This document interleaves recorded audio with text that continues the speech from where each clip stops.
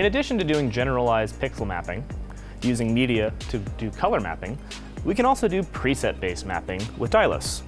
To do this, we need to select a source. I'll be using the generator in this case, so generator, 2D shapes, matrix lines. Apply intensity to the zone, and you'll see that we're still pixel mapping these fixtures. If I come to my mapping tab, however, and select 2 presets, the fixtures turn off because we're no longer telling Dylos to use their intensity channel. So we'll need to give them intensity separately. Back inside of our mapping tab, we have all of our different preset folders. So I can in this case select color, magenta, and yellow to do a magenta yellow chase. Or I could come to pan tilt, and I could use pan tilt positions to create a pan tilt wave. If I want to change the shape that the wave is taking, I just change the content.